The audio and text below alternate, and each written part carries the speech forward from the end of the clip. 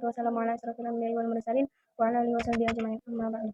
Qala Allah ta'ala fil Qur'anil Karim, a'udzu billahi minasyaitonir rajim. Bismillahirrahmanirrahim. Ya ayyuhalladzina amanu hal adullukum ala tijaratin tunjikum min 'adzabin alim tu'minuna billahi wa rasulihi wa tujahiduna fi sabilillahi bi amwalikum wa anfusikum dzalikum khairul lakum in kuntum ta'lamun. Baik, kami di sini akan menjelaskan tentang postmodern. Postmodern berasal dari kata post dari bahasa Latin klasik dan modern berasal dari bahasa Perancis.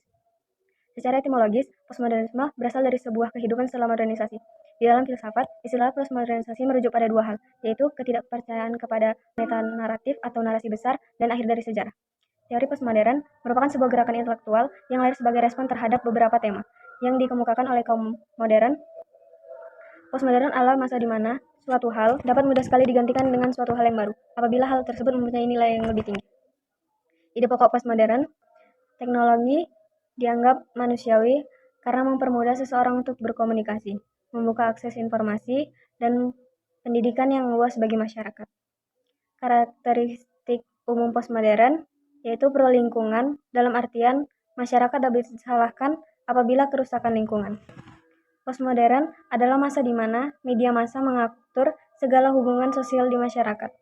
Cirinya adalah ketika penampilan dan gaya menjadi hal yang lebih penting. Tokoh-tokoh postmodern. 1. Jean-François Lyotard, seorang tokoh filsuf paling terkenal dan terpenting di antara para filsuf postmodern. Menurut pemikiran Lyotard, terhadap ilmu pengetahuan dari pandangan modern merupakan suatu permasalahan yang sama seperti abad pertengahan. Maka, postmodern adalah suatu ilmu pengetahuan yang tidak langsung diterima kebenarannya, tetapi harus melakukan kajian terlebih dahulu untuk dapat mengetahui kebenarannya terhadap ilmu pengetahuan. 2. Michel Foucault, seorang filsuf postmodern yang menolak pengetahuan yang universal. Berikut ini merupakan asumsi penolakan yang dilakukan oleh Foucault. Pengetahuan tidak dapat dilihat sebagai pemahaman yang murni dan netral, tetapi terikat dengan rejim penguasa. 3. Jacques Derrida, seorang filsuf yang pemikirannya tidak terlepas dari dekonstruksi. Istilah ini adalah suatu konsep kunci pemikiran postmodern. Yang dimaksud dekonstruksi adalah sebagai mengurai, melepaskan, dan membuka. Derrida mencetuskan sebuah pemikiran baru terhadap postmodern, yaitu suatu konsep dekonstruksi yang mencoba untuk memberikan suatu gagasan baru terhadap teori yang dianggap sangat kaku dan kebenarannya tidak dapat dibantah. 4. Jean Baudrillard, seorang filsuf yang memusatkan perhatiannya kepada kultur, yang mana menurut Jean telah mengalami revolusi besar-besaran yang merupakan sebagai bencana besar. Beberapa karyanya menyumbangkan pemikiran terhadap teori sosial postmodern. Menurut Jean, teori pemikiran postmodern bahwa merupakan konsumsi merupakan tatanan produksi. Manusia hidup dalam simulasi yang dicirikan ketidakbermanaan yang membuat manusia kehilangan jati diri dan identitasnya, yang telah banyak terjadi di masa kontemporer. Jean dikenal dunia sebagai tokoh postmodern yang mempunyai kehidupan hiperrealistis. 5. Frederick Jameson, seorang filsuf salah satu kritikus literatur yang berpandangan Marxis paling terkenal. Dia memakai pola berpikir Marxis untuk menjelaskan tentang postmodern. Baginya, pemikiran postmodern bukan suatu modification dari kapitalisme, melainkan ekspansi darinya. Menurutnya, postmodern memiliki dua ciri utama, yaitu pastiche dan skizofrenia. Adapun ciri-ciri pemikiran modernisme, di dalam buku yang berjudul Filsafat Kalam di Era Postmodernisme karya Ibn Abdullah, beliau menulis ada 3 ciri-ciri pemikiran modernisme. Yang pertama adalah konstruktif. Yang dimaksud konstruktif adalah hampir konstruksi dasar keilmuan yang telah berkembang pada era modern perlu dipertanyakan ulang kebenarannya oleh postmodernisme, yang memerlukan perbaikan lebih disempurnakan oleh para pemikiran modernisme.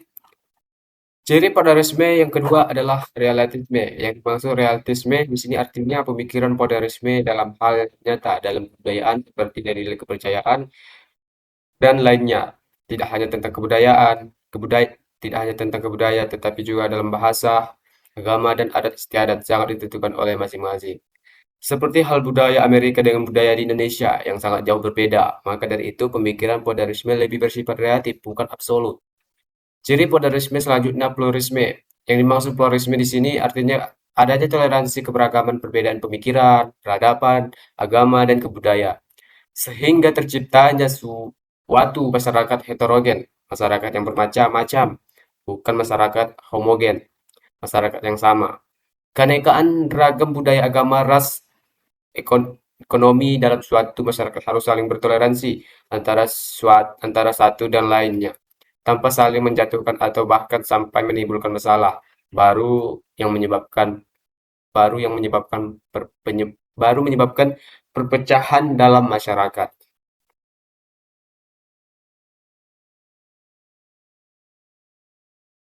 Postmodernisme terhadap ilmu pengetahuan. Ada di dalamnya itu penolakan terhadap kebenaran tunggal, yang mana yang dimaksud yang menolak gagasan bahwa ada satu kebenaran objektif yang ditemukan lewat metode ilmiah. Menurut pandangan ini, kebenaran bersifat relatif dan kontekstual, tergantung pada budaya, bahasa, dan posisi sosial. Seperti apa yang dianggap ilmu pengetahuan di barat mungkin itu tidak berlaku atau relevan dalam konteks budaya lain. Dan juga ilmu sebagai konstruksi sosial. Maksud di dalamnya ialah virtual dan Thomas melihat ilmu bukan sebagai penemuan fakta-fakta objek, tapi sebagai produk dari kekuasaan, sejarah, dan ideologi. Ilmu perkembangan melalui konsumsi sosial dalam komunitas ilmiah, bukan karena mendekati kebenaran absolut.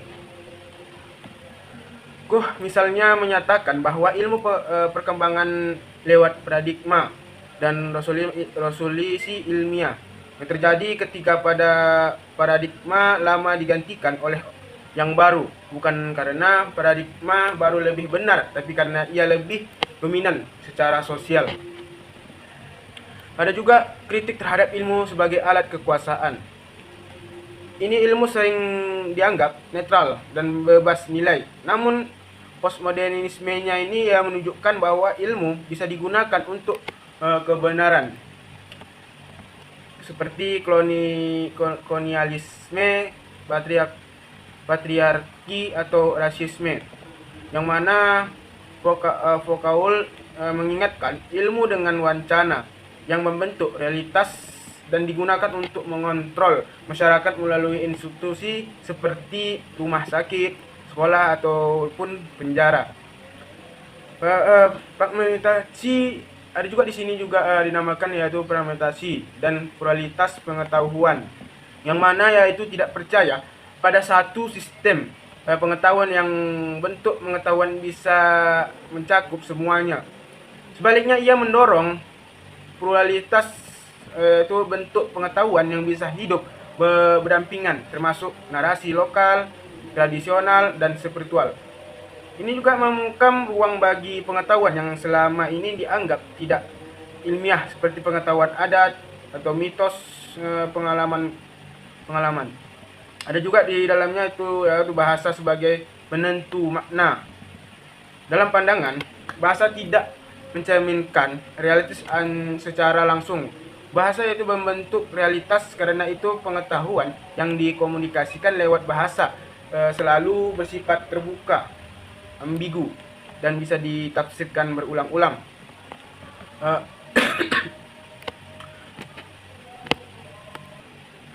Jadi postmodernisme terhadap ilmu pengetahuan adalah kritik terhadap kepercayaan modern bahwa ilmu adalah jalan pasti menuju kebenaran.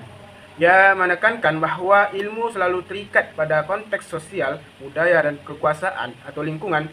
Dalam kerangka ini, semua untuk pengetahuan memiliki nilai dan tidak ada satupun yang memiliki otoritas mutlak. Baik, di bagian D, kelebihan dan kelemahan postmodernisme. Postmodernisme memiliki kelebihan yang diantaranya adalah bahwa cara pandang postmodernisme bisa mengubah kita menjadi tangkap oleh wacana besar yang positif dan juga prinsip etika yang positif, bisa dipakai dan diputar untuk menjerat manusia. Manusia mempunyai martabat yang harus dijunjung tinggi seperti kebebasan, merupakan nilai yang sangat tinggi. Postmodernisme turut menyadarkan kita akan segala sesuatu yang harus diselidiki, supaya kita tidak hanya mendengarkan suara diri kita saja, tapi kewajiban kita suara dari orang lain. Postmodernisme memiliki segi positif, yaitu keterbukaan untuk saling menghargai. Terbukanya bentuk kebinekaan dalam masyarakat, dominan agama, adanya perlawanan, monopoli, kelompok atau ideologi tertentu sehingga menguntungkan bentuk pemerintah. Menurut Franz Dalet ada 3 poin utama kelebihan postmodernisme. Kelemahan postmodernisme yang pertama adalah postmodernisme sangat semangat dan gigih untuk memperkenalkan narasi-narasi kecil. Kenyataannya tidak sesuai dengan akan banyaknya narasi yang mengandung banyak keburukan. Kelemahannya yang kedua, postmodernisme tidak membeda-bedakan ideologi hanya satu pihak. Dan prinsip-prinsip global ketika terbuka juga pada pihak yang lain. Mereka menutup perbedaan yang prinsip itu dengan istilah-istilah cerita besar. Pendekatan ideologis mempermudah akan hal itu, akan prinsip-prinsip dasar yang terbuka sangat bertentangan dengan martabat manusia seperti makhluk yang secara sadar akan baik ataupun buruk yang mampu untuk bertanggung jawab. Dalam arti ideologi tertutup ketika postmodernisme menutup untuk cerita-cerita besar, disingkirkan demi cerita yang kecil.